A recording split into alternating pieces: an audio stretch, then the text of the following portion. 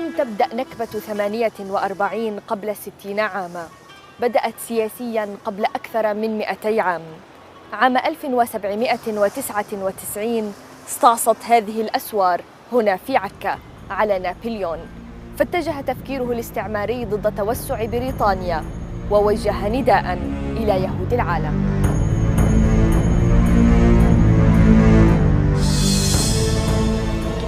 O Israelites, rise up. This is the moment. France is extending its hand to you with the legacy of Israel. Rush to reclaim your position amongst the peoples of the world.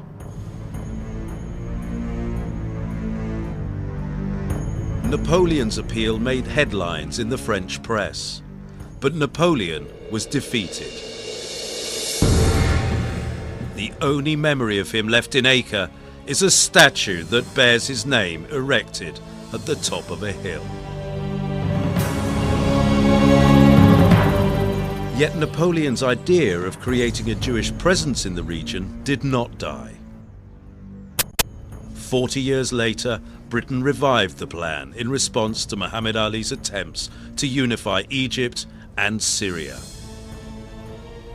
In 1840, the British Foreign Secretary Lord Palmerston wrote to his ambassador in Istanbul, "You have to convince the Sultan and his entourage that it is high time to open Palestine for the immigration of Jews." The number of Jews in Palestine at that time did not exceed 3,000. At the head of the Jewish community's response to the British initiative was Baron Edmund de Rothschild.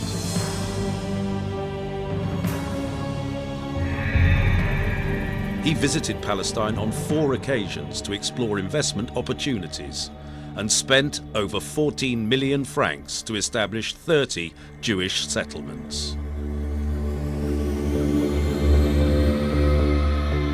The most important amongst these was Rishon LeZion, which raised this flag in 1885 while Palestine was still under Ottoman rule.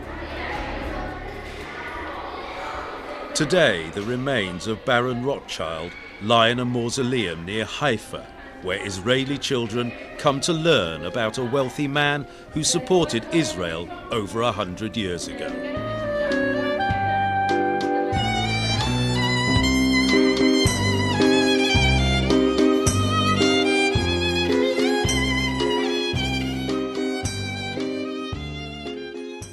In 1885, the term Zionism was first coined by the Austrian writer Nathan Birnbaum.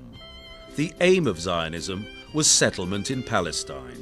The word Zionism is derived from Zion, the name of a hill in Jerusalem. طبعا كان في طائفة يهودية في البلاد تحت الحكم العثماني، بس هذا ما كانوا صهاينة، هم كانوا يهود محليين. أما اليهود اللي أجوا من أوروبا، خصوصا من شرق أوروبا هذيك الوقت في أواخر القرن 19، كان بدهم يبنوا صهيوني يهودي جديد. In 1896, the Zionist journalist Theodor Herzl published his book, The Jews' State, written in German. But the Jews of Europe were dreaming of immigrating to America. This is why Dr. Max Nordau, Herzl's right-hand man, sent 2 eminent rabbis to visit Palestine.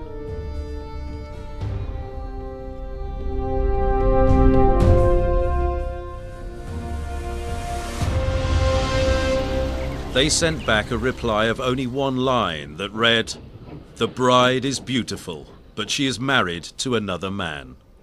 Nordau understood that Palestine was not, as Herzl said, a land without people, but a land with a people that had lived there for thousands of years. The following year, Nordau and Birnbaum participated under Herzl's leadership in the first Zionist Congress in the Swiss city of Basel. The Congress adopted a program for the establishment of a recognized homeland for the Jewish people in Palestine. إنما هرتزل بدأ يدعو رسميا وعلنا لإقامة هذا الكيان، وثانيا الاتصال بدول العالم الكبرى آنذاك في أوروبا بشكل خاص حتى تحمي واحدة منها تحمي هذا الكيان. فهذا هو أبو الدولة الصهيونية ما في شك، لكنه ليس مبدع الفكر الصهيوني. عادة الدول الكبرى هذه تكون بينها تنافس مصالح، يعني كيف استطاعت الدول الأربع الكبرى في ذلك الوقت يعني أن تدعم كلها فكرة الصهيونية؟ هو معقد مؤتمر لهذه الدول معا، واتفقت الدول على دعمه. هو كان يثير تنافس بين دولة وأخرى، كان يكذب على دولة أنه أنا سأكون معكم إذا أسستم دولة إسرائيل ضد الدول الأخرى، أنا أؤمن مصالحكم على حساب مصالح الدول الأخرى. Britain reiterated its interest in establishing a Jewish state when its Prime Minister Campbell Bannerman announced that it would be important to establish a strong foreign presence close to the point where the Mediterranean was linked with the Red Sea. He added, "We should install in this region near the Suez Canal a force hostile to the people of the country and friendly to the European countries." بحيث أن هذا الجسم يكون معتمد على الاستعمار الغربي ويعتمد على الأوروبيين. هذا الجسم ضمان بقائه أن يكون ما حوله ضعيفا. في كمان فكر عند الأوروبيين إنه اليهود مقربين لهم أكثر من العرب، وإذا تكون هون دولة يهودية بيكون أفضل إلهم. In 1907, the British chemist and member of the World Zionist Organization, Chaim Weizmann, visited Palestine for the first time to establish a company in Jaffa to develop the land of Palestine. This was supported by the Rothschilds to systematically purchase lands in Palestine. Within 3 years, a major deal was struck.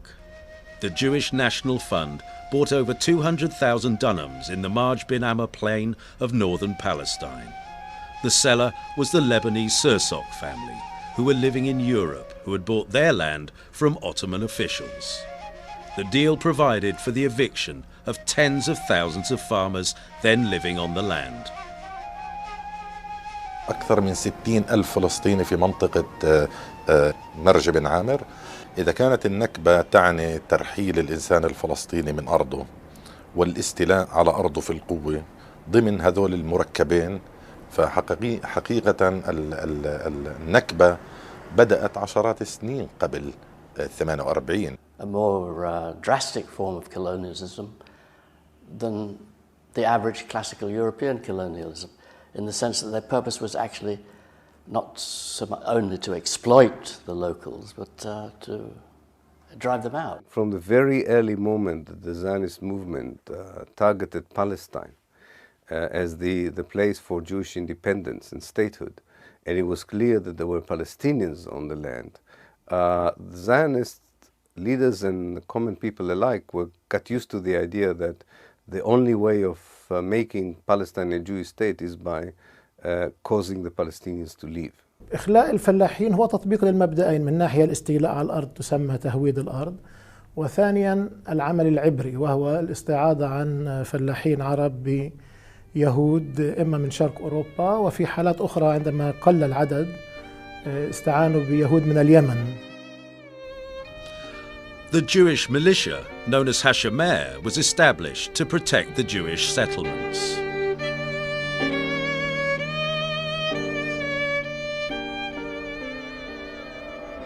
The Jews held demonstrations to demand the recognition of Hebrew as an official language under Ottoman rule. العربي والفلسطيني كان واعي من اليوم الأول لمفهوم الصهيونية.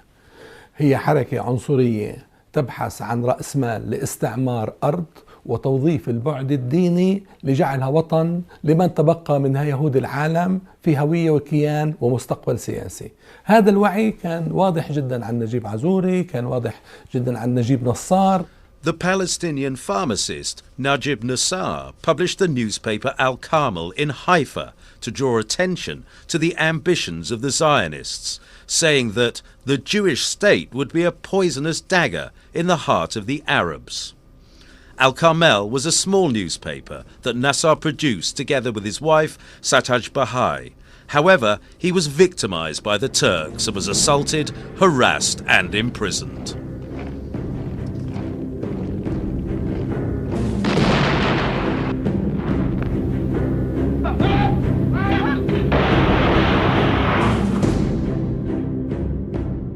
خلال الحرب البريطانيين كان يفكروا عن الموقع يعني فلسطين على قرب من قناة السويس ودور بريطانيا في مصر آنذاك كان يدل على دور خاص لبريطانيا في فلسطين ورأوا في اليهود وفي الحركة الصهيونية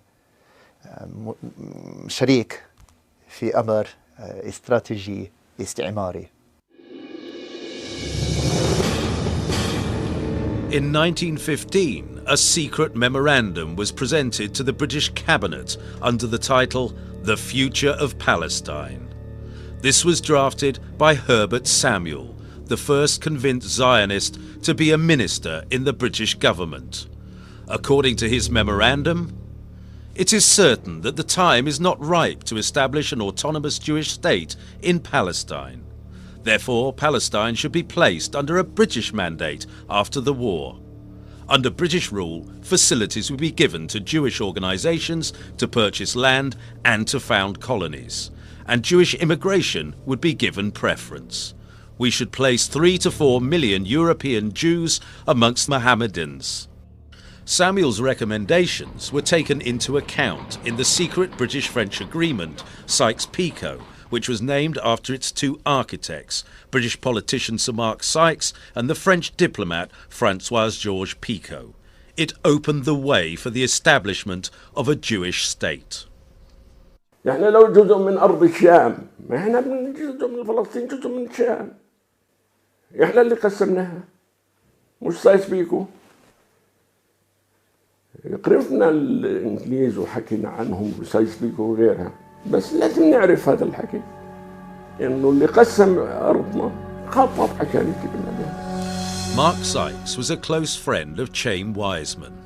Before the signing of the Sykes-Picot agreement, the two men exchanged correspondence that clearly indicated Sykes' support for the Zionist movement. Just a year later, in 1917, the British cabinet, headed by British Prime Minister David Lloyd George, pledged to establish a homeland for the Jews in Palestine. The pledge came in the form of a letter from the British Foreign Secretary Arthur Balfour addressed to the Zionist leader Lord Rothschild.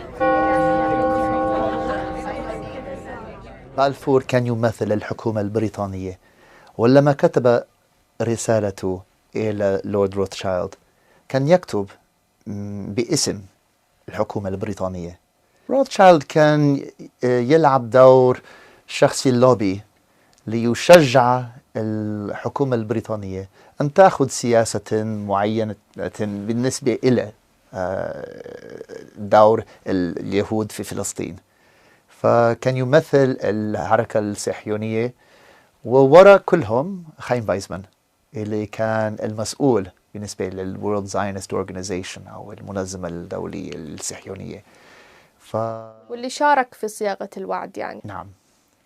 Britain had no moral or political or legal right to promise the land that belonged to the Arabs to another people. So the Balfour Declaration was both immoral and illegal. 1 month after Balfour's pledge, the Zionist achievement was celebrated at a ceremony in London. Speakers included Lord Rothschild, Herbert Samuel, Mark Sykes and Chaim Weizmann. A few days later, the British Army commanded by General Edmund Allenby occupied Jerusalem.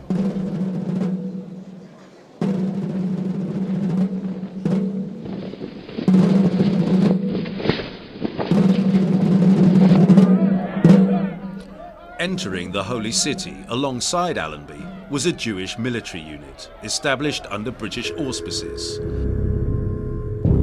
One member of this unit was to become a familiar face in the future, David Ben-Gurion. The unit also included Zeev Jabotinsky and Nehemiah Rabin, father of Yitzhak Rabin.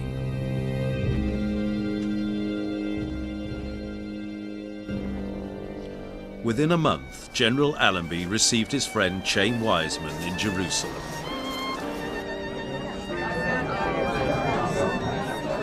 The number of Jews in Palestine at this time was 50,000, amidst 500,000 Arabs. Jews made up less than 10% of the population. As World War I ended and preparations for the Paris Peace Conference were underway, the President of the United States, Woodrow Wilson, sent a committee to the Middle East to explore the Palestinian situation.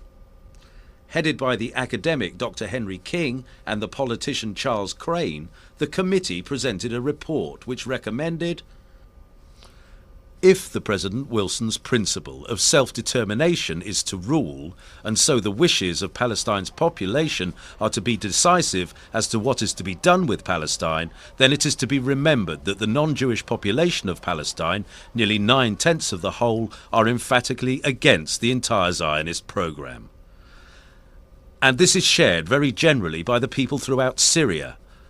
The officers generally thought that a force of not less than 50,000 soldiers would be required even to initiate the program.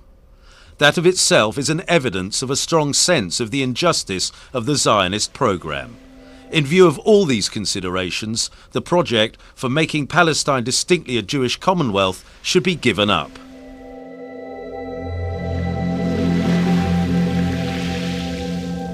The King-Crane report fell on deaf ears.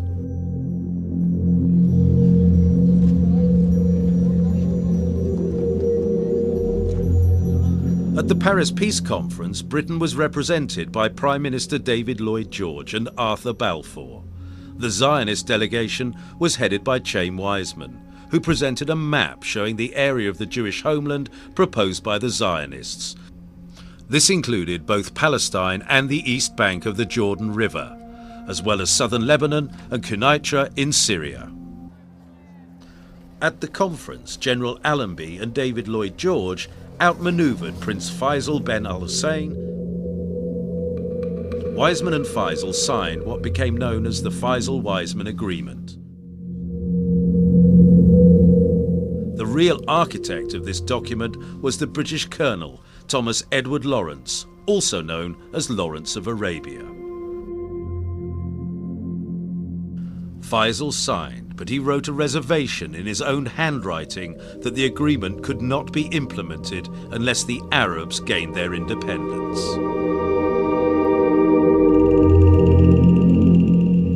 الحركة الصهيونية من 1919 تقريبا فهموا إنه التركيز على السياسة الخارجية ما بكفي. يعني مضبوط لنا علاقات كتير كويسة في لندن، في لنا مكتب في نيويورك وواشنطن، ولنا ناس في برلين وفي باريس والى اخره. بس احنا في هون ناس واحنا لازم او نتفق معهم، بس نيجي لإشي معهم لازم ناخذهم بعين الاعتبار على الاقل.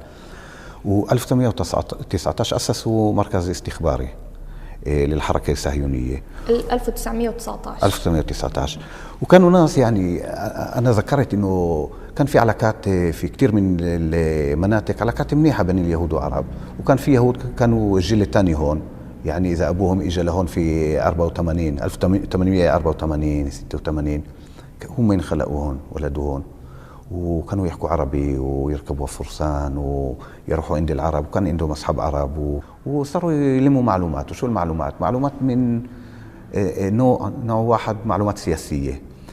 شو الرأي العام؟ هل بدهم يوافقوا مع المشروع الصهيوني أو لا؟ وين في أراضي فاضية؟ وين في ناس ممكن يبيعوا أراضي لليهود؟ هذا كان الشيء الثاني. حكي الثالث بنقدر نقول كان إذا في خطة لمهاجمة يهود بمنطقة معينة، يكون واحد يقول لك يعني جماعة قعدوا عندنا وحكوا بكرة بدنا نروح عند مستوطنة معينة ومع بارودة، يروح يحكي لأصحابه اليهود. In 1920, the first British governor for Palestine was appointed. London selected the Jewish Zionist Herbert Samuel as the first British High Commissioner for Palestine. Samuel arrived to implement what he had proposed 5 years earlier, to prepare Palestine to become a Jewish state. Samuel was a friend of General Edmund Allenby, and correspondence exchanged between the two indicated complete agreement over Britain's role.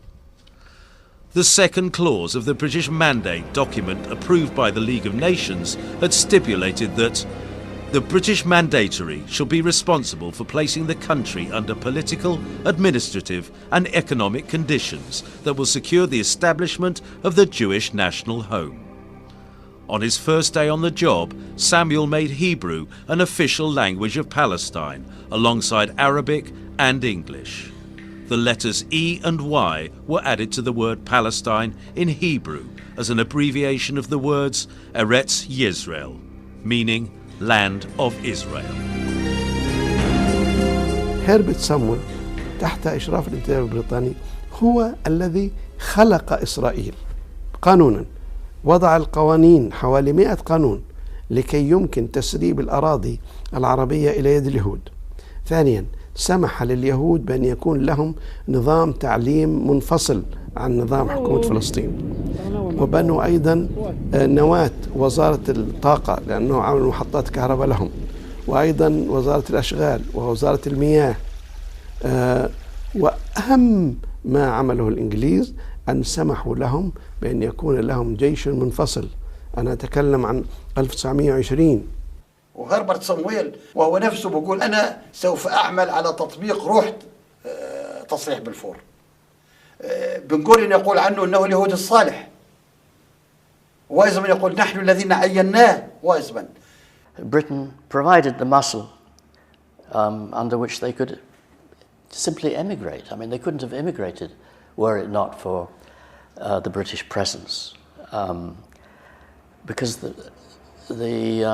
the crucial battle in the early stages was simply getting Jews into Palestine and acquiring land. They couldn't have done that without British government's sponsorship. الانتداب البريطاني أخذ أهم شيء البشاع والمتروكة والمملوكة للحاكم وملكها للحركة الصهيونية في مستوطنات فورا. السلطة البريطانية كانت تعطي منح أراضي لليهود حتى يسوي كبوتسات وهالشغلات هاي كلها، واحنا نشوف هالاشياء مش ما نشوفها لكن ما نوعاهاش. يعني انا في جيلي في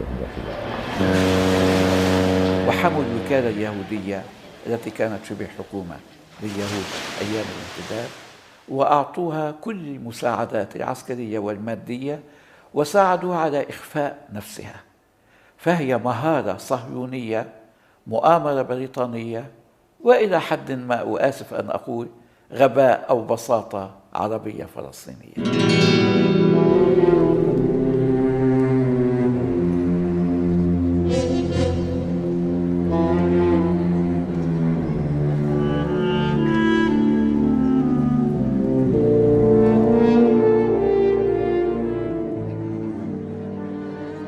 As Britain sided with the Jews, increasing numbers of Palestinian farmers who were expelled from farmlands began to form revolutionary groups in rural areas. In 1921, Palestinians organized large demonstrations against the immigration of the Jews. At that time, the Palestinian leadership was in effect hereditary within one family, the Grand Mufti of Jerusalem.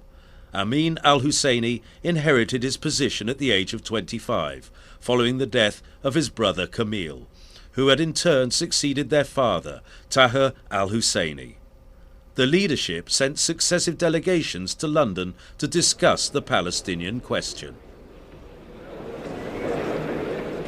الحركة الوطنية الفلسطينية في كل وقت كانت تعمل على أن تجمع الصيف والشتاء تحت سقف واحد، الحفاظ على صداقة بريطانيا في جانب ومعاداة الحركة الصهيونية في جانب آخر، وهذا لا يمكن أن يستقيم. نخبة دقيقة جدا رقيقة جدا بالعدد يعني وبالتعليم تقابل نخبة إمبراطوريات.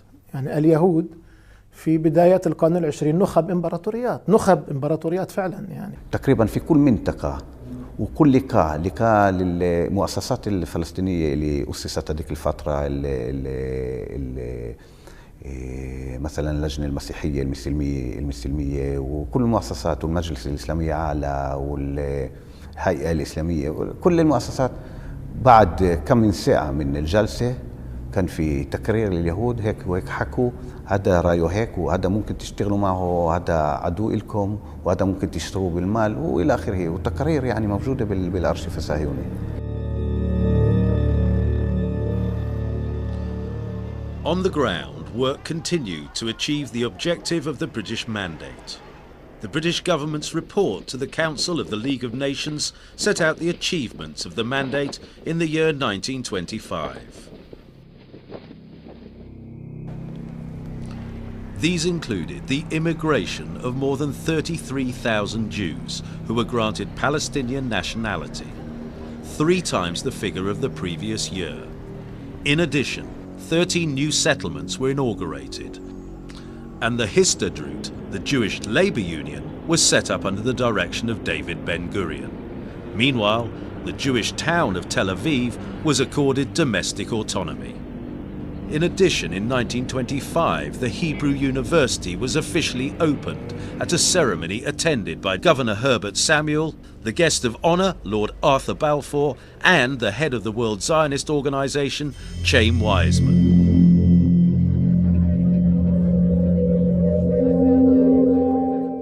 As Weizmann's guest, Balfour visited a number of Jewish settlements.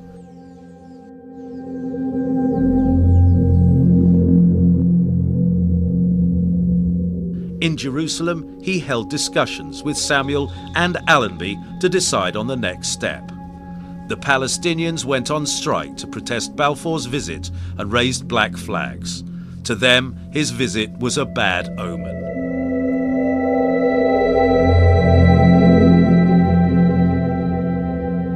الصورة المشهورة بتلاقي سيدة من الخليل حاطة 3 حجابات، سيدة في القدس حاطة حجاب واحد معظم وجهها مبين تحت الحجاب، والوطنية المسيحية فيش حجاب، وماشيين مع بعض وراحوا على بيت المندوب السامي واحتجوا واعترضوا. While the Palestinians protested, Weizmann congratulated and honored Samuel for his completion of the first phase of the establishment of a national Jewish homeland. The Zionist movement had shown propaganda films around the world, including this film in French.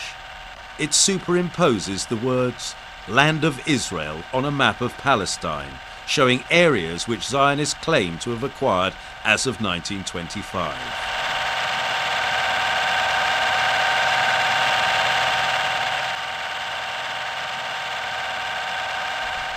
The film also shows the area Zionists plan to acquire within the next 25 years. In the summer of 1929, the Jewish Agency organized a Zionist gathering to pray at the so-called Wailing Wall, known to the Palestinians as Al-Barak. The incident ignited a popular revolution called the Barak Revolt, led by a Palestinian farmer from the village of Al-Mazar in Jenin, known as Farhan al-Sadi. The British High Commissioner, Sir John Chancellor, issued a strongly worded memorandum calling for all those who took part in the revolt to be severely punished.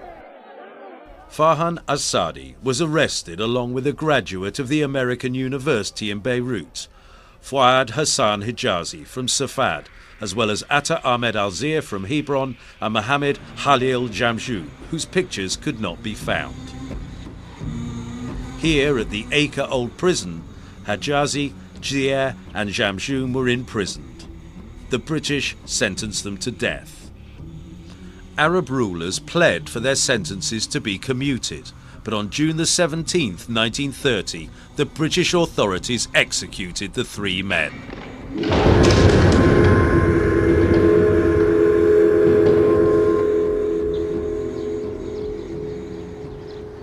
The graves of the 3 martyrs still remain in Acre. Their epitaph reads, "At the end of our lives we make our plea to the rulers of the Arabs and to Muslims all over the world. Do not trust the foreigners. We lived for the Arab cause and we died for it."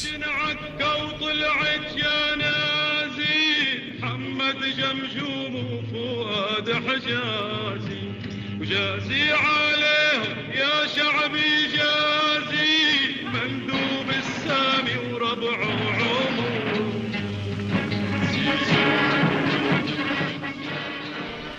During the first 10 years of the British Mandate, the number of Jews in Palestine more than tripled to reach 175,000.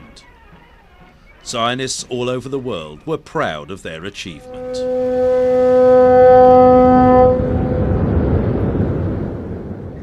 I am here today to ask you, my fellow Zionists, which attitude shall we take? Which of the possible attitudes that we face shall be our own? I would say to England, though I am only an American Jew, but an old-time reverencing admirer of Great Britain, I would say to England, if I could, an Arab Palestine is a threat to Great Britain and a menace to the world. A Jewish Palestine is an asset to Great Britain and a blessing to the world.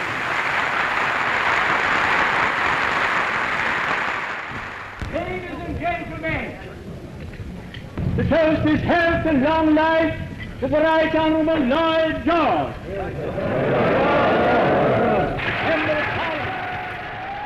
As Wiseman applauded, Lloyd George strove to continue the transfer of Palestine to the ownership of the Zionists.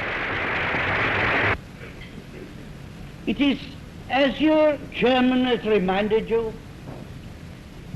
it is nearly 16 years since he recruited me to the Zionist movement. Palestine, barren and malarial swamps, have been converted into happy settlements. Science has been harnessed to waters which had been running wild and waste since the early days of creation.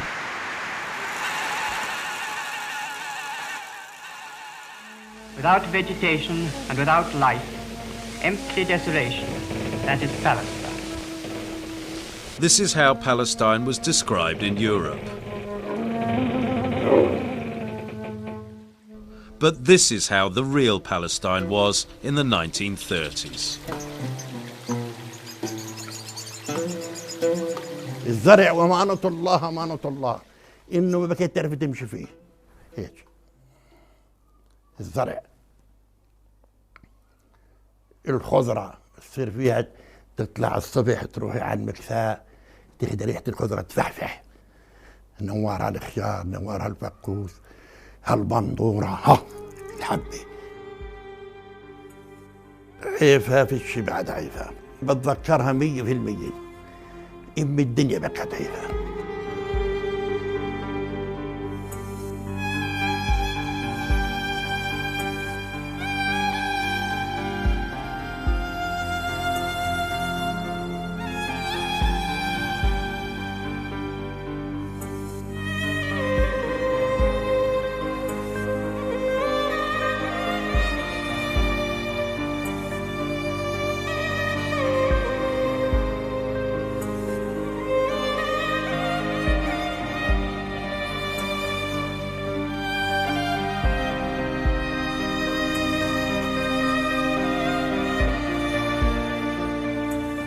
بالنسبة لي طبرية أجمل مدينة بل أجمل مكان في العالم.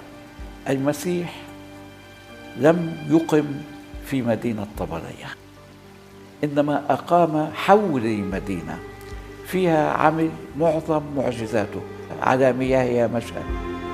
David Lloyd George, Samuel, Balfour and Churchill were all keen to label the Palestinians Mohammedans, despite the presence of over 100,000 Christians in their midst. They did not regard them as yet as belonging to either an Arab national group in general or to local national groups. The only way they were able to view them was as a religious group of believers. So I think they missed the point, for instance, that Christians and Muslims actually founded a new identity, not a religious one, but a national one. حالة المسيحيين الشرقيين غير موجودة. هنالك مأزق لدى الاستعمار عندما يستخدم التيولوجيا المسيحية في الرؤية المنطقة والشرق الأوسط اللي أدت إلى تبني الصهيونية فيما بعد، مأزق في التعامل مع المسيحية الشرقية. يعني هذه تشكل مش موجودة في عالمه، ولذلك يحاول أنه ينكر وجودها أصلا، يعني لأنه مجرد وجودها بتربك كل الصورة.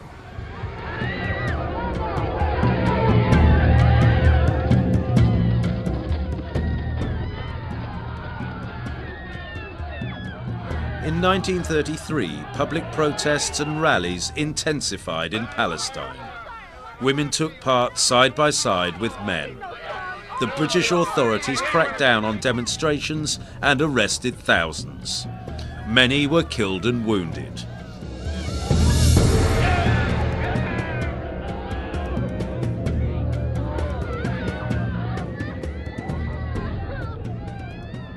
Even Musa Qasim al-Husseini, the former mayor of Jerusalem, at the age of 80, was beaten by British soldiers during a demonstration in Jerusalem.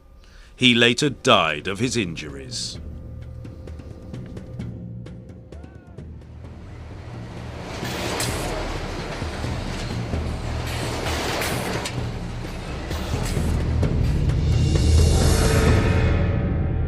A Palestinian policeman, Mohsen Tawfik, wrote a letter condemning the behaviour of his British senior officer John Faraday, who fired 25 bullets at Palestinian demonstrators in Jaffa. A number of other complaints were filed against Faraday. 4 years later, the British government responded by awarding Faraday the King's Police Medal, praising his role in Palestine. عدم رغبة بريطانيا بمنح المطالب الوطنية للشعب الفلسطيني وعدم رؤيتها للشعب الفلسطيني كمجموعة قومية وطنية ذات حقوق ومعاملتها على أساس إنها طوائف أدى في حين عاملت الوكالة اليهودية على أساس أنها ممثلة لمجموعة قومية. كل هذا مجتمعا أدى إلى تفاقم الوضع والصدام مع بريطانيا. Only still images of the Palestinian demonstrations are available in the archives, and no moving pictures are anywhere to be found. Meanwhile, movie cameras were widely used to document Zionist and British activities in Palestine. In the mid-1930s, Tel Aviv raised the Zionist flag, exporting cotton and diamonds from Jewish factories, while Jewish immigration and settlement building continued.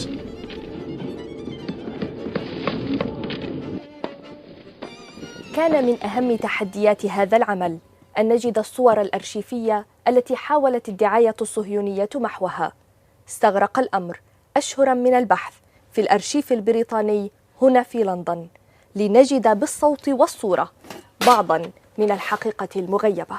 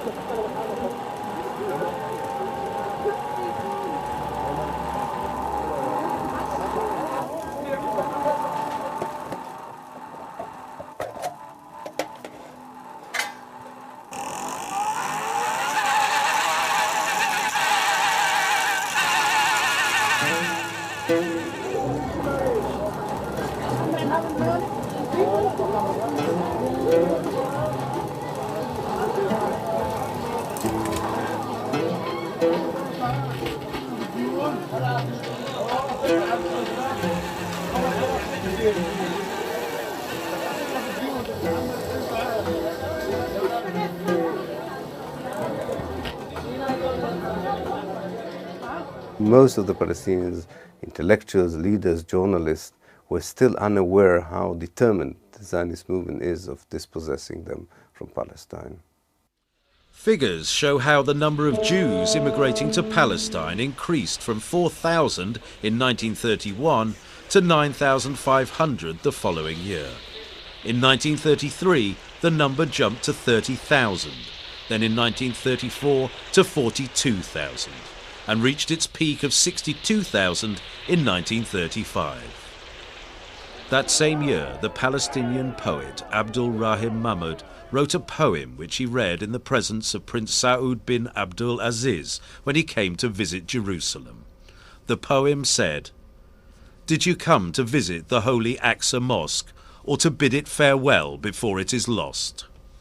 هذه الأراضي عم بتروح، الوعد عم ينفذ، غياب أي تفاعل معها من الحكم البريطاني في قمع وفي بطش وفي قوانين رهيبة في الحكم البريطاني لحد اليوم إسرائيل عم بتطبقها بالاعتقالات وفي الإبعاد وفي البطش. اتحرك بال 35 عز الدين القسام. الشهيد عز الدين القسام يمثل حالة في الثلاثينات، حالة بأنه في بعدها العربي للقضية، بأنه جاء من سوريا، في البعد الديني للقضية، ويعني بارتباطه بالمسجد، بعملية تنظيمه، بعناده في المقاومة، في إصراره على مقاومة المحتل. عندما أرسل القسام للقيادة الفلسطينية في القدس ليستشيرهم في الثورة، قالوا أنه نحن الوقت غير مناسب لإعلان ثورة، الشعب غير ناضج لإعلان الثورة، وقالوا أيضا أننا ما زلنا نحن نراهن على إمكانية الحصول على حقوقنا من خلال المفاوضات السياسية.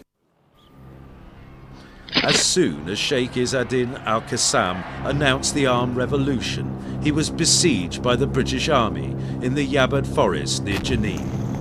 Al-Qassam was pounded by British planes and artillery and was killed.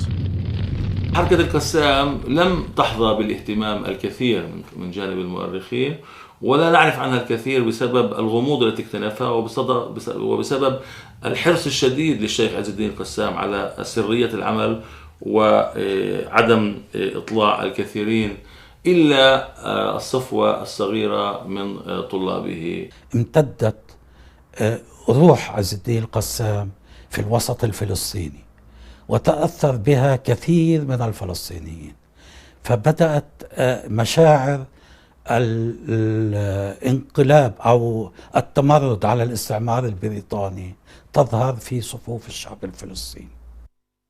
The Palestinian political leadership came under pressure to halt its negotiations with the British. The Palestinian poet Ibrahim Toukan wrote an ironic poem addressed to the leadership in 1935, saying, "Oh, you sincere patriots, it is you who carry the heavy burden of the cause. Only a fragment of the country remains to us, so please step down before the remaining parts fly away." بدأ الإضراب في يافا، بحرية يافا 19 نيسان 1936. القيادة الفلسطينية، الأحزاب الفلسطينية، احنا قلنا القيادة الحركة الوطنية الفلسطينية كانت منقسمة إلى أحزاب تقوم على أرضية التناحر العائلي. الأحزاب الفلسطينية الستة شكلت قيادة اللجنة العربية العليا في 25 نيسان 1930 بعد 6 أيام من الإضراب حتى تقود الثورة، وقدت الثورة فعلا. The main case of the Arabs is against the British government's policy in Palestine. A policy which, if continued, will surely have as a result the replacement of the Arabs by the Jews. Against all principles, the British government imposed the Balfour Declaration, which is abhorred by all Arabs in the Near East, and on favoring the establishment of a national home for Jews, forgot intentionally to safeguard the civil rights of the non-Jewish population. The Arabs, who decided on a general and a complete strike until the total and immediate stoppage of Jewish immigration is brought about, and until the government introduces an essential change in its present policy.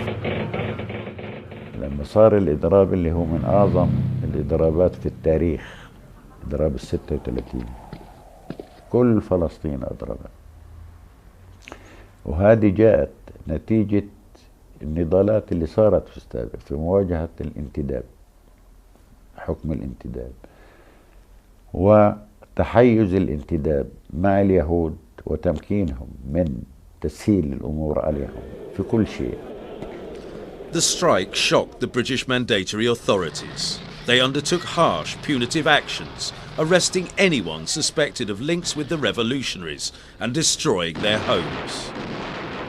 In Jaffa alone, more than 200 houses were demolished as a collective punishment. Demolitions in other villages and cities followed. The British insisted that destroying Palestinian houses was justified as a means to end the revolt. بتتذكر عن الإنجليز بالبلد؟ شو كانوا يعملوا؟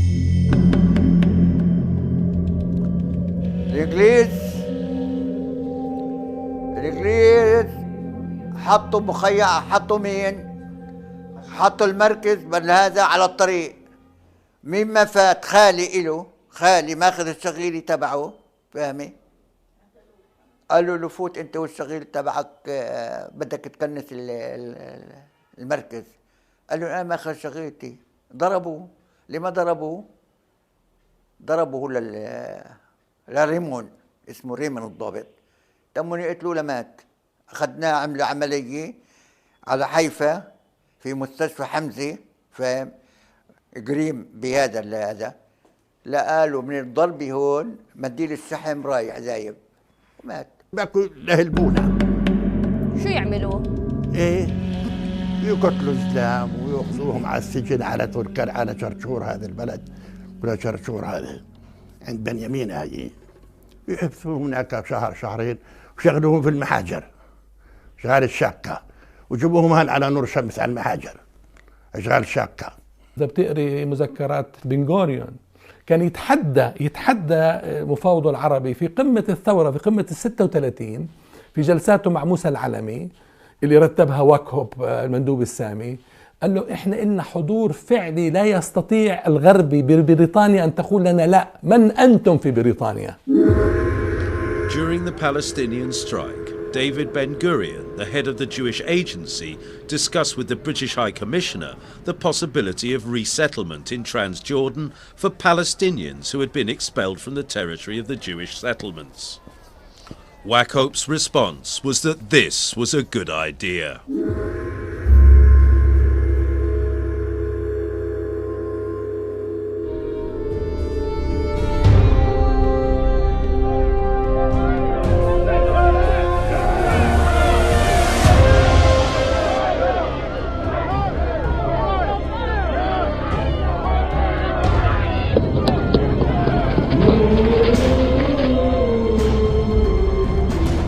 Coming through here.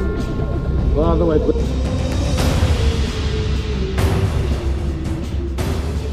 In 1936, the Palestinian people launched their national general strike, protesting Britain's alliance with the Zionist movement.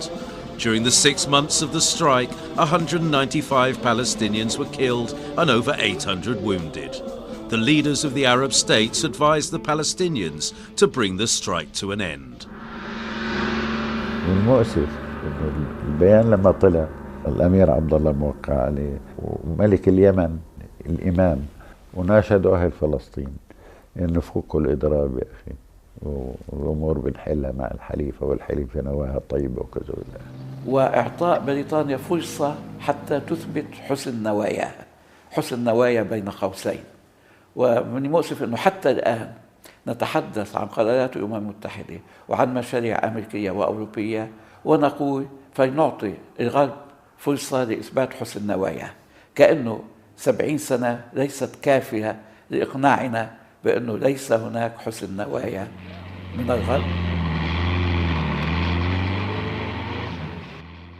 The Palestinian leadership bowed to the appeal from the Arab heads of state and agreed to meet the British Royal Commission of Inquiry headed by Earl Peel. In its report of 1937, the Peel Commission recommended the partition of Palestine. Its report drew the frontiers of a Jewish state in 1/3 of Palestine, marked in red, and an Arab state in the remaining 2/3 to be merged with Transjordan.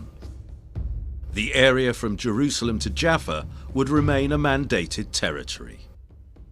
British newspapers published the Commission's proposal that Palestine be divided into 3 parts. The Egyptian newspaper Al-Muqattam responded that the Peel Commission had come to implement a plan that had already been decided in London. The Commission also approved the principle of removing Palestinians from the lands allocated to the Jewish state wherever necessary. يسر الصهيونيين من تقرير بيل كوميشن كل السرور، لأنه مضمون في التقرير فكرة ترانسفير، أي انتقال الشعوب من منطقة أخرى خلال عقيدتهم أو قوميتهم. فبالنسبة إلى الصهيونيين معنى الترانسفير يعني قد يوصلوا على دولة يهودية 100% مع حق وبرميشن الدولة المنتدب. فذلك كان يعني أحسن شيء في تقرير بيل كوميشن بالنسبة إلى الحركة الصهيونية.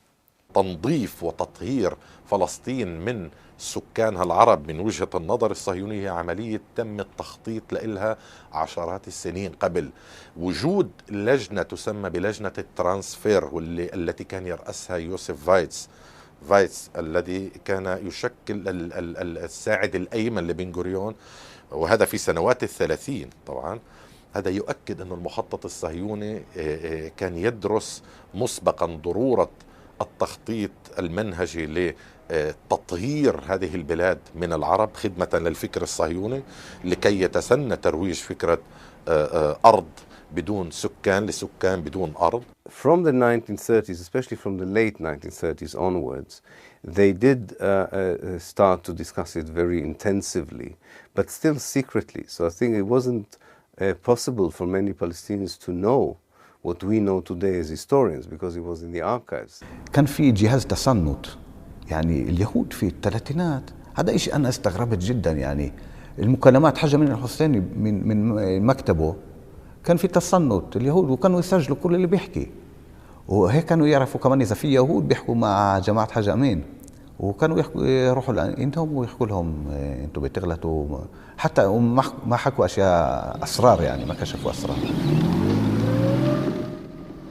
Between 1936 and 1937, the British killed 1,000 Palestinians, while 37 British police and 69 Jews were killed. In September 1937, Britain disbanded the Arab Higher Committee, headed by the Mufti of Jerusalem, Amin al-Husseini. 5 of its members were exiled to the Seychelles Islands in the Indian Ocean, a remote British colony. These included the Mayor of Jerusalem, the physician Hussein Fakhri al-Haldi, who documented British attitudes and support for Zionism in the diaries he wrote in the Seychelles. In October 1937, fearing British imprisonment, Haj Amin al-Husseini and other members of the Palestinian leadership fled to Lebanon. There was no longer a Palestinian political leadership in the land of the Palestinian people.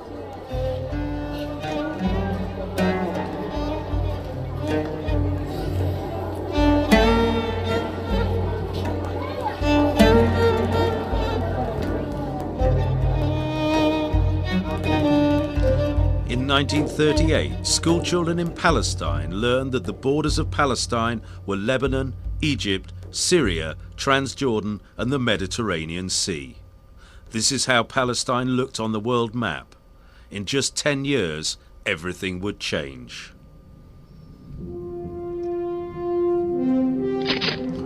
The Palestinian Revolution persisted despite the lack of political leaders.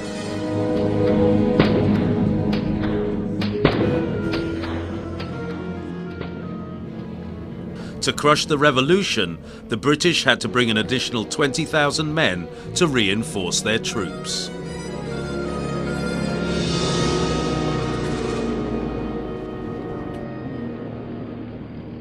بريطانيا جندت من أجل أن تكسر هذه الثورة، يعني كانت جندت يعني أشهر جنرالاتها، الجنرال ويفل، الجنرال ديل، الجنرال ماكميلان، الجنرال ريش.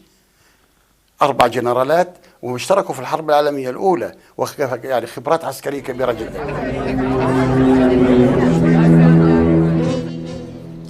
The British spared no effort to disarm the Palestinian people, and the search for weapons was intensive.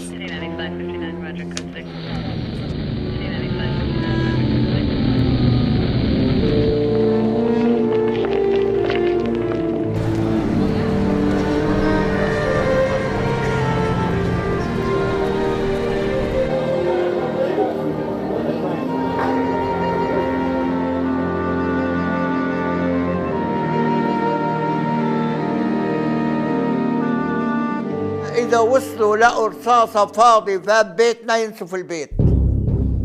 كانت بريطانيا تمنع أي واحد يحمل سلاح، حتى لو فشخ يحاكموا عليها، ممنوع. يعني في البلد في 4 مناطق فيش. يجوا عندنا تفتيش، يفتشوا، يحطوا يكبوا الطحين على القمح على الذرة مع العدس، يخربطوا الدار ويطلعوا. يطلعونا احنا عند المدرسة، يصيروا يحكوا كلام عاطل الانجليز. يفتشوا البلد ويروحوا ونرجع الدار. بهدلونا الله يبهدلهم.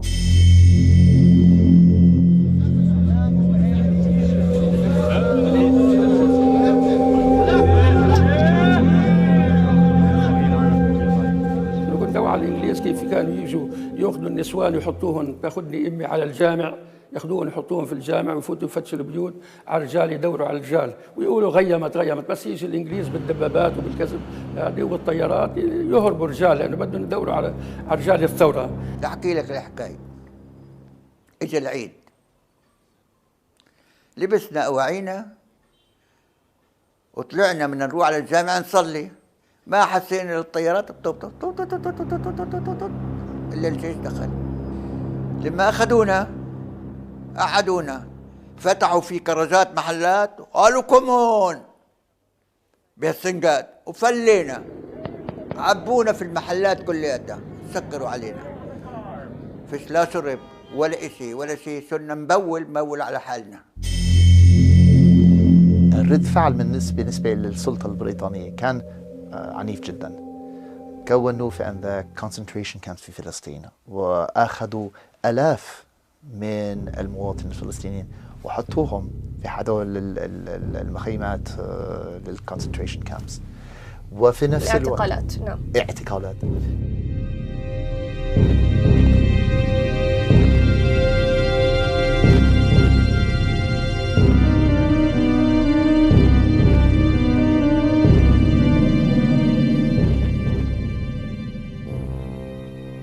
Sataj Bahai, the wife of journalist Najib Nazar, was the first female political detainee to be put in prison, where she remained for a year and a half. The Palestinian press published a cartoon called The Dance of Death. It showed the Zionist leaders, Weizmann and Jabotinsky, building their state on a foundation of human skulls.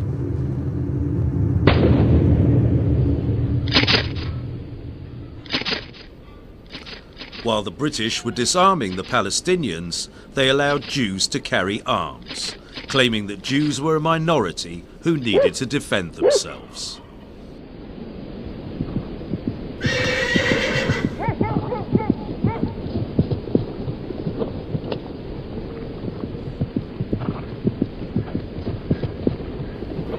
In 1938, the first time such a thing happened in the Middle East, this Jewish minority, with the aid of underground Zionist organizations, exploded bombs in markets and buses. For 3 consecutive days in July that year, Jewish gangs blew up cars in Haifa and Jerusalem. 68 Palestinians were killed.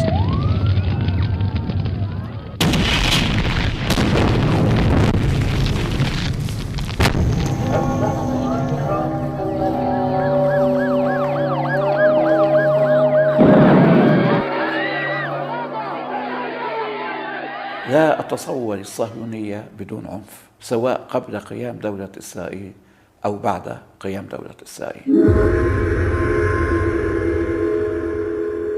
Not only did the British turn a blind eye to Jewish arms, they also supported the training of special Jewish forces, financed by the Jewish Agency, but trained by a British officer, Ord Wingate, who was a Zionist sympathizer. Ord Wingate was very racist towards the Arabs. During his role as a British army officer in the Arab revolt, that he decided to append to his units Jewish soldiers, and he taught them how to occupy Palestinian villages, expel them, destroy them, and I think in many ways he contributed directly to the ideas of ethnic cleansing that would be perpetrated on the ground in 1948. British volunteers. A British TV series about Wingate's life supports what the documents have revealed. Did give full approval for your scheme using a combined force of British and Jewish personnel. British soldiers and Haganah men will assemble at 1900 hours, 15th of May, 1938.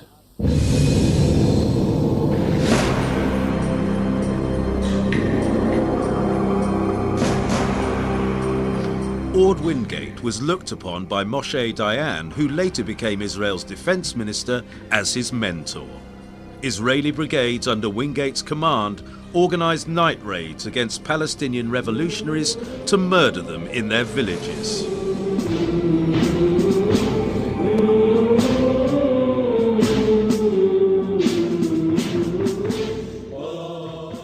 وصلت الثورة الفلسطينية إلى قمتها في صيف 1938 وكانت هناك قيادات ميدانية كبيرة جدا. هناك تقريبا 65 قائد محلي و 14 قائد منطقة، فتقريبا من 60 إلى 70% من هؤلاء القادة كانوا من القساميين. مثلا في الجليل الأعلى كان هناك القائد خليل القائد القسامي الذي اشترك في معركة يعبد مع الشيخ القسام خليل عيسى أو إبراهيم الكبير منطقة الجليل الأعلى. عمل المنطقة الثانية كانت منطقة الجليل الأدنى أو الجليل الأسفل، وكان أيضا فيها بقود هذه المنطقة قائد قسامي. لذلك أنا قلت لك الثورة هي كانت ابتدت ثورة القسام، أبو إبراهيم الصغير اللي هو توفيق لإبراهيم. The leader in the area of Jenin was Farhan as-Sadi. Nablus, commanded by Mohammed Saleh al-Hamad, and after he was killed in May 1938, Abdul Fattah Mustafa took over. Jerusalem's commander was Abdul Qadr al-Hassani, and that of Jaffa was Hassan Salama. Other leaders of the revolution were Ataya Ahmed Awad, who was killed in March 1938, and Youssef Abu Dora, executed in 1939. The general commander of the revolution was Abdul Rahim al-Haj Muhammad.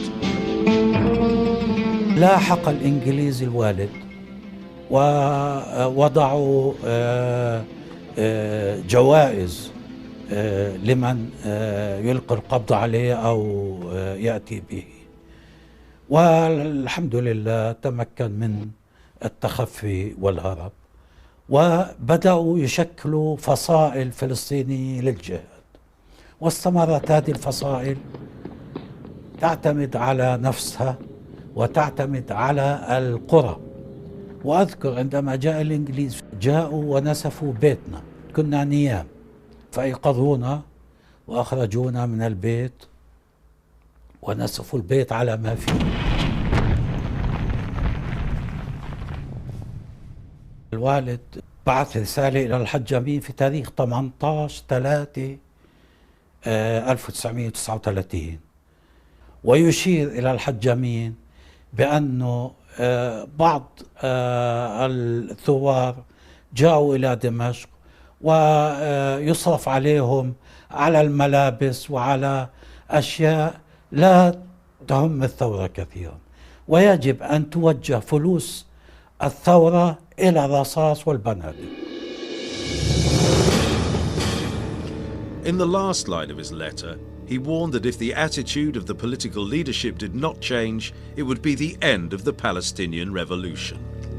A few days later, Abdul Rahim al-Haj Muhammad was killed in an ambush set up by the British in the village of Sanur.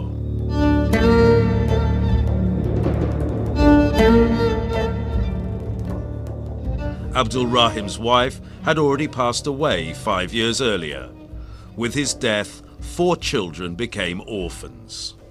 قضية حصار القائد عبد الرحيم الحج محمد وسقوطه في صانور في آذار 1939، هذا الملف ما زال مغلقا في الأرشيفات البريطانية وفي الأرشيفات الإسرائيلية. والجود بالنفس أقصى غاية الجود، الشباب المجاهدين اللي ناضلوا واستشهدوا هذولا قمة الأمة، هم خير العناصر في الأمة على الإطلاق، لا أحد يدنو إلى أقدامهم، لكن لم يجدوا القيادات التي ترعاهم.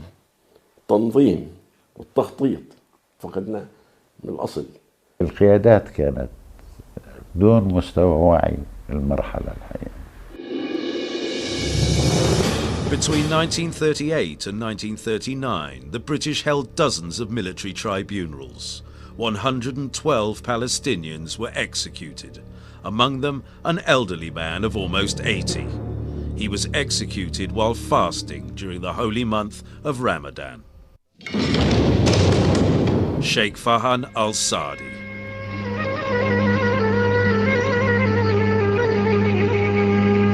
وصاروا مثل يا خال وصاروا مثل يا خال طول وعرض البلاد.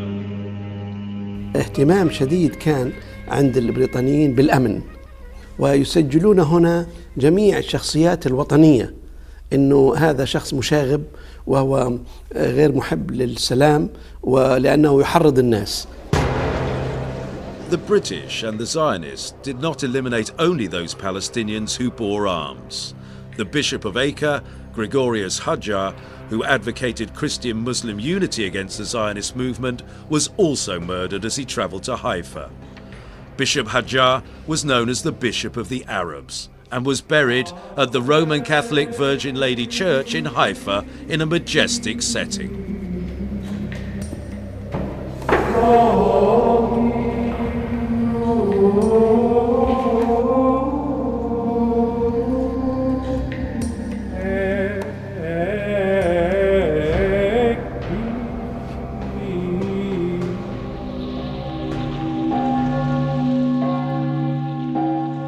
بريطانيا كانت تمارس إلى ذلك ضغط هائل على السكان من سياسة العقاب الجماعي، حرق البيادر وتجميع الرجال وإجبارهم بالسير على الجمر وعلى ألواح الصبر والتعذيب وخلط المواد الغذائية ببعضها، خلط الزيت بالسكر وما إلى ذلك، والتجويع وهدم المنازل والحصار الشديد في أيام الحرب القائضة. كل هذه الأمور مجتمعة أثرت على معنويات الشعب الفلسطيني وقدرته على الاستمرار بالثورة، خاصة الكثير من كوادر الثورة تم القضاء عليها. In addition to the killings of leaders and cadres, the revolution was also infiltrated.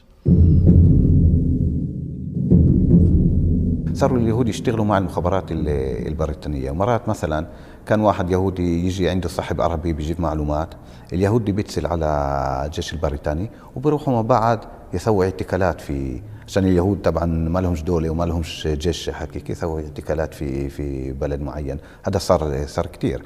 وكمان كان عشان علاقتهم كانت كويسة مع البريطانيين، اليهود مثلا إذا كان بدهم يسووا واحد من الثوار يجندوه كعميل كانوا يتصلوا بالبريطانيين يقولوا هذا الشخص ممكن يشتغل معنا، هو في السجن، فلتوا عنه خلوه يطلع ويشتغل معنا. وأسسوا نوادي المسلمة الوطنية، وكانت تدعم من قبل الصهاينة، هم حكوا ضد الحركة الوطنية. مثلا لما راحوا وفود الحركة الوطنية للندن هم كانوا يبعثوا بركيات ضد هدول الوفود ما تمثلنا والى اخره. يعني الصهيونيه كانت تاسس نوادي اسمها اسلاميه وطنيه، مش بس اسلاميه وطنيه، وتدعمها بالمال سرا يعني بصير. وكانوا يقعدوا مع بعض اليهود هدول الجماعه من هدول النوادي وبكتبوا بركيات للمندوب السامي وللوزير الخارجيه البريطاني.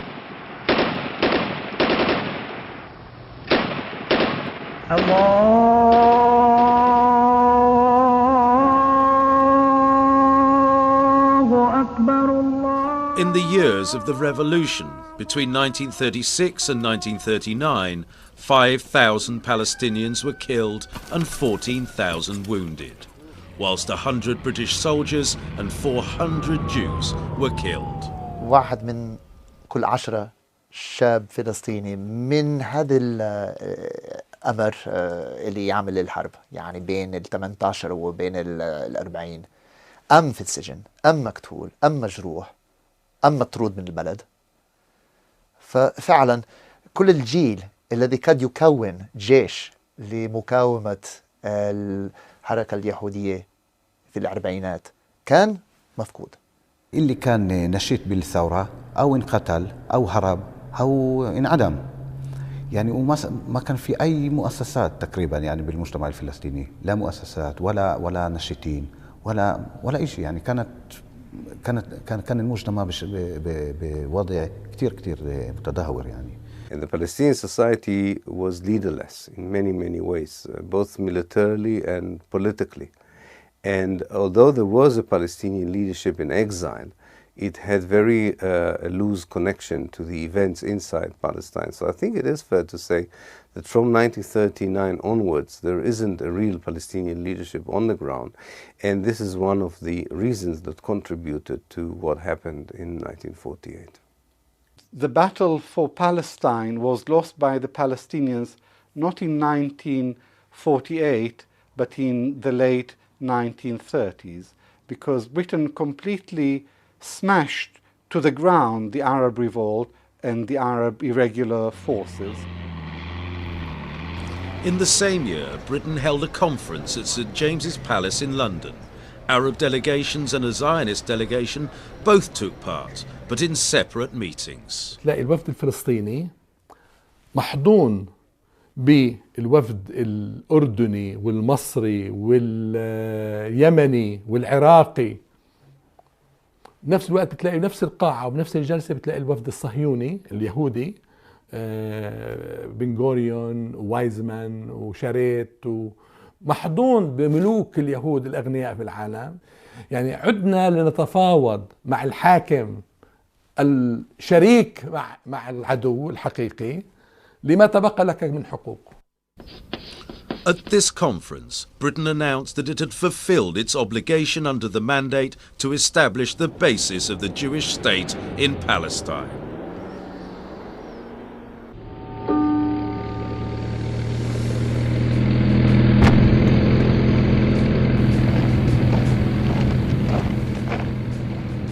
A year after the outbreak of World War II, with the cooperation of the Jewish Agency, 15,000 Jews joined the British Army.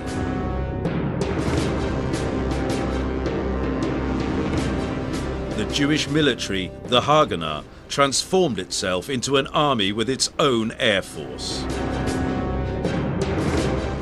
وضمن خطط الحقيقة دخلوا معه، شكلوا بعض كتائب أو بعض وحدات أو كذا إلى آخره من اليهود، وكثير من قادة اليهود اللي قادوا الحرب في 48 ولا يزال بعضهم كمان لا يزال بيجوز بعضهم أحياء منهم اللي اشتغلوا في الجيش البريطاني كمان في هذيك الفترة.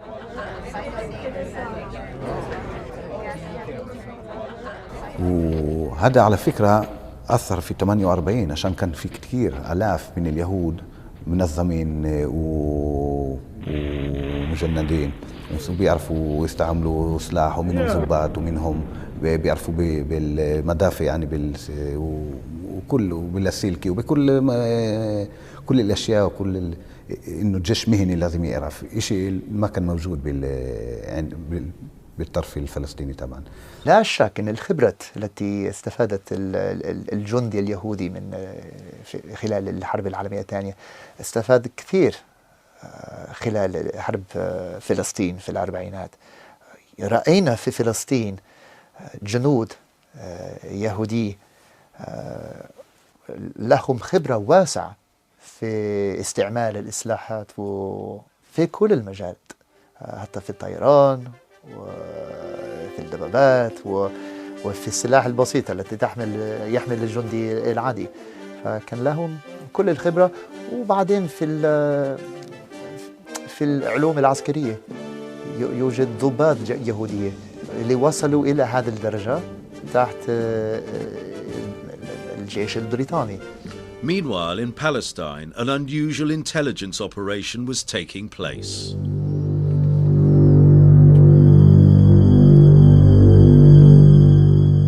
The first stage was the collection of material about every village in Palestine. This was called the Village Files project.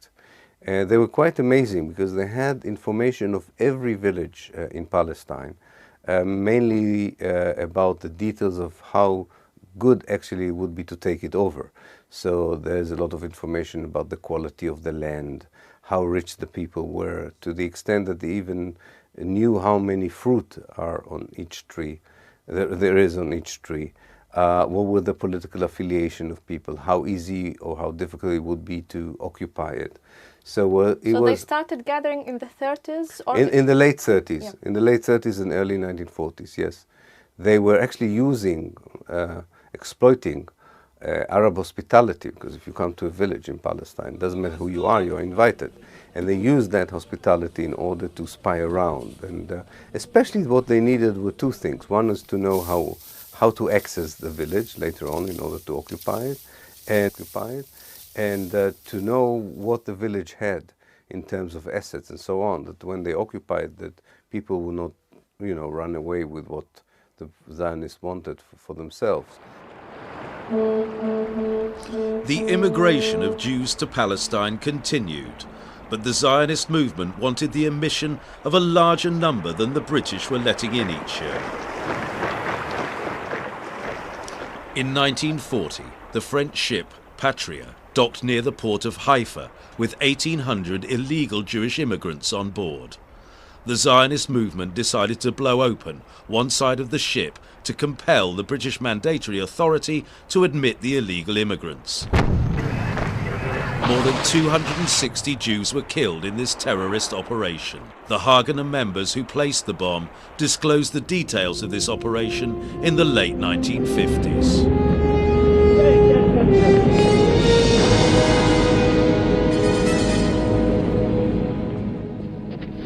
Here in New York in May 1942, a major development occurred within the Zionist movement. The Zionists held a meeting at the Biltmore Hotel in New York, attended by 600 prominent delegates from Europe and the United States, with the presence of David Ben-Gurion, the head of the Jewish Agency, and chaired by Chaim Weizmann, president of the World Zionist Organization. في ذلك المؤتمر المنظمة الصهيونية اتخذت قرارا بنقل الثقل من بريطانيا إلى أمريكا. طبعا كان ممهد لذلك علاقات قوية بين الصهيونيين في أمريكا وبين الحزبين الديمقراطي والجمهوري، وحتى الآن العلاقة قوية. لكن تطورت العلاقة. خروج أمريكا من الحرب العالمية الثانية سيدة العالم الغربي، ونزول بريطانيا إلى إمبراطورية سابقة حيث كانت الشمس لا تغيب عنها وأصبحت تغيب عنها تماما، وبالأساس تغيب عن لندن الشمس.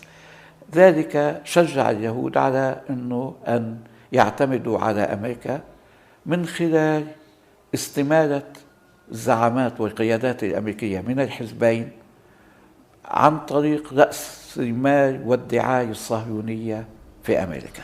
The Biltmore Declaration underlined American support for the establishment of a Jewish Commonwealth in the whole of Palestine, which would commit itself to back American interests. In 1943, General Patrick Hurley, a former Secretary of War in the American administration, submitted a report to the White House following a visit to Palestine and talks with David Ben-Gurion. In his report he said, "The Zionist organization in Palestine has committed itself to an enlarged program which would include a sovereign Jewish state which would embrace Palestine and probably eventually Transjordan, the eventual transfer of the Arab population from Palestine to Iraq, Jewish leadership for the entire Middle East in the fields of economic development and control." The following year, the World Jewish Conference held at Atlantic City in the American state of New Jersey discussed the need to compel the British to quit Palestine. It also called for international protection for Jews after the Holocaust in Europe. Jewish Commonwealth inherits Israel. Honors Israel means nothing more than justice to the Jew, freedom for the Jew, equality of the Jewish people with all the free peoples of earth. That the real solution of the Jewish problem cannot be brought about unless the Jewish people will be given the right and will be helped by the United Nations to establish Palestine once and for all as its own Jewish homeland.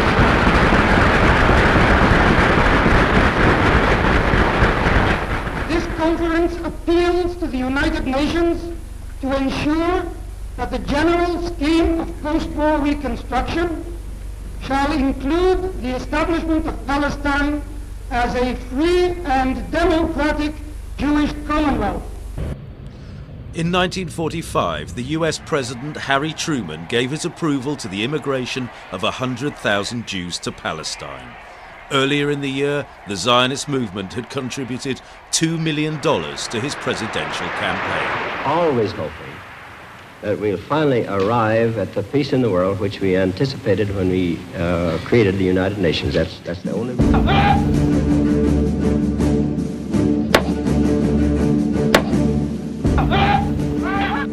The World Zionist Conference, under Chaim Weizmann's leadership, soon decided to speed the process of driving the British out of Palestine. Its recommendation was that the Jewish Haganah should collaborate with the Zionist Irgun and the so-called Stern Gang to reach this goal. This decision was taken after David Ben-Gurion persuaded the Jewish community in America to pay for the purchase of arms manufacturing machinery, so that the Haganah could now produce its own weapons. والله إنهم بالجبال منشورين وبتدربوا نضحك عليهم. كل شوف حركة بودينا وشو بسووا هذول؟ ليش هذول بيعملوا هيك؟ يدبوا حالهم على الشوك. والله على الشوك يدبوا حالهم ويتدربوا ونضحك عليهم. Meanwhile, the Palestinian politician Musa al-Alami made a tour of the Arab world.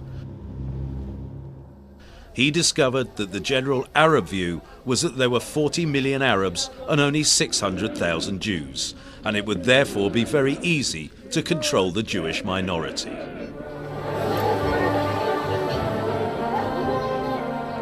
The British realized how volatile the situation had become. In February 1946, they decided to evacuate British families from Palestine. Discussions went on between the Zionist movement and the British authorities. Documents reveal that Chaim Weizmann held secret conversations in March and July of 1946 with the British High Commissioner Alan Cunningham. In these talks, they discussed the partition of Palestine and how the parts of a viable Israeli state should be linked up, giving it control of both the Negev desert and the waters of Galilee. At the same time, the British Army continued to confiscate arms from the Palestinians. In the first half of 1946, over 300 Palestinians were arrested for the possession of weapons. Meanwhile, the Mufti Amin al-Husseini was in France after spending 6 years in Italy and Germany during World War II. He had hoped the Axis countries would win and had vainly anticipated that there would be a promise of independence for Palestine. Der Großmufti von Jerusalem besichtigt musulmanische Truppen der deutschen Wehrmacht.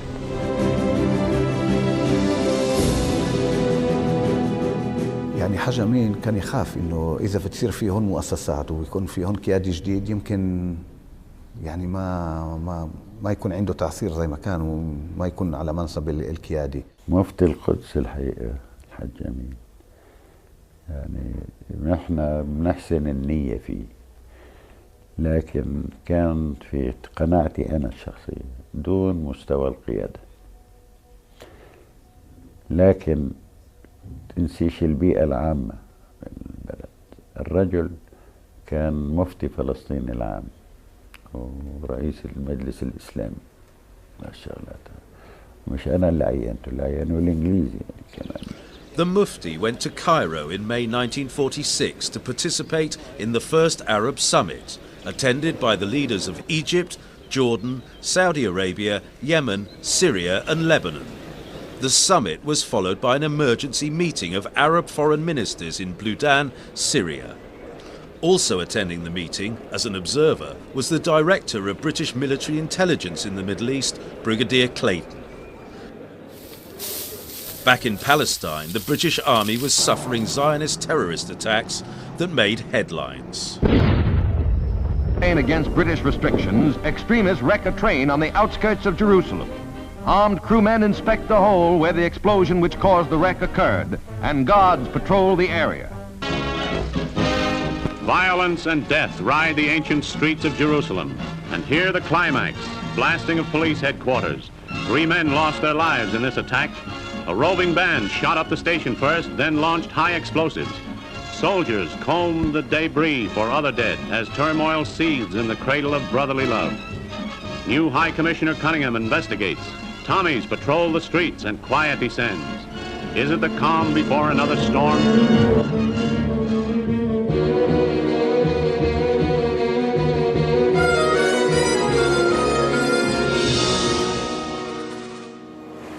The King David Hotel in Jerusalem was the target of an operation planned by the Zionist Irgun Group. In this suite, which hosted the headquarters of the British administration, the unexpected happened.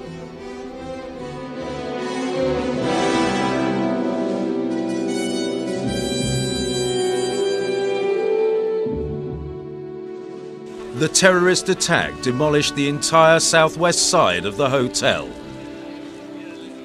91 people were killed. Former Irgun members later claimed responsibility for this attack, yet the King David Hotel was not to be their last target.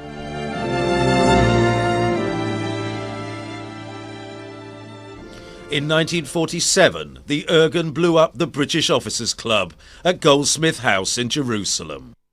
Jewish terrorist gang to intimidate authority. 16 persons die and 13 others are injured as extremists blow up the Officers' Club in an unremitting campaign of violence. Universal's cameraman, on the scene minutes after the explosion, records the stunned and shaken victims as they are carried from the wreckage. Few of the 50 officer inmates of the club escaped injury as extremists, under cover of rifle fire, hurled explosive-laden suitcases through the windows and doors of the building. Several of the injured died later of their wounds. The club is a shambles.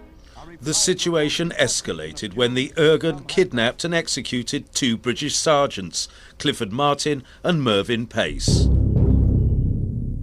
The 2 men were hanged in a field near Netanya. Follow the hanging of 2 British sergeants by extremists. Palestine becomes an armed camp. Sad hanging of the 2 British Army sergeants probably accelerated the speedy exodus from Palestine of the British Mandate. The 2 soldiers were buried in the war cemetery in Ramla. Their bodies are there to this day.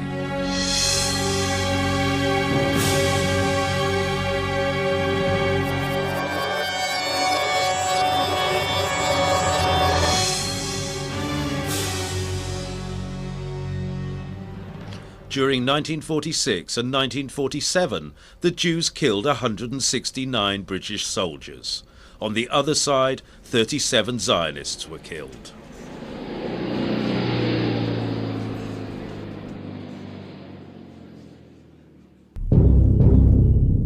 Menachem Begin was the leader of Irgun. The group's symbol was the map of a Jewish state that encompassed Palestine and Transjordan. 25 high-ranking officials of the Irgun-Zwei Leumi and Stern gang. British authorities arrested Begin after distributing his photo as a wanted terrorist.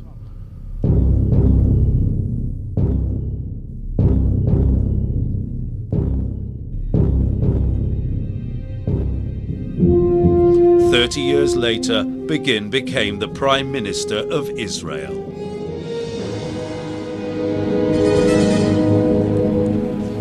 We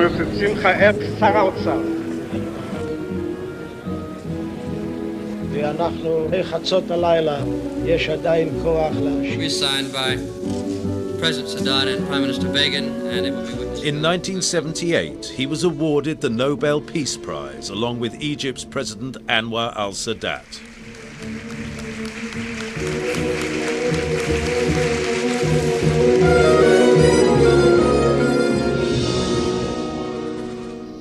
During the last 8 years of the British Mandate in Palestine, British documents recorded over 500 terrorist attacks by Zionist Jews.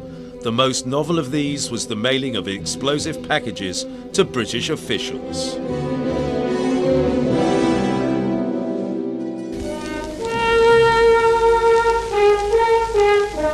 From Haifa come pictures showing the result of the recent outrage that shattered the brief lull in terrorist activity. The incident was caused by a man, believed by some to be one of the Stern gang this time, driving a stolen van full of explosives to quarters where it blew up. 2 British and 2 Arab policemen were killed and others are reported missing. More than 60 police, soldiers and civilians were injured.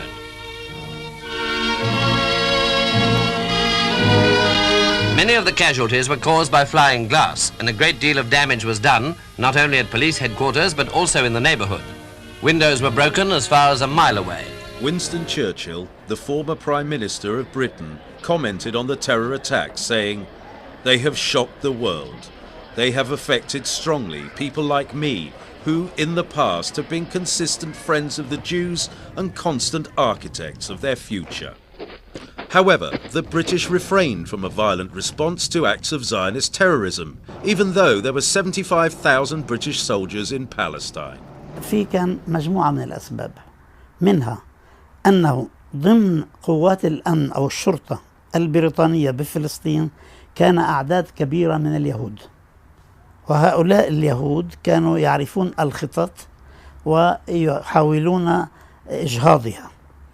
الشيء الثاني، كان نفوذ الحركة الصهيونية في الخارج قوي جدا على الحكومة البريطانية، ويؤثرون عليها كي تؤثر على ضباطها وعلى الانتداب البريطاني في فلسطين. At the recommendation of the United States, Britain decided to turn over the Palestinian problem to the United Nations. British public opinion will permit no more expenditure of life and treasure. It will acquiesce no longer in the use of British forces and the squandering of British lives to impose a policy in Palestine which one or other of the parties is determined to resist. It has brought down on our heads the execration of the Jews and the bitter resentment of the Arabs. It has made us the butt of malicious criticism throughout the world. We have played our part.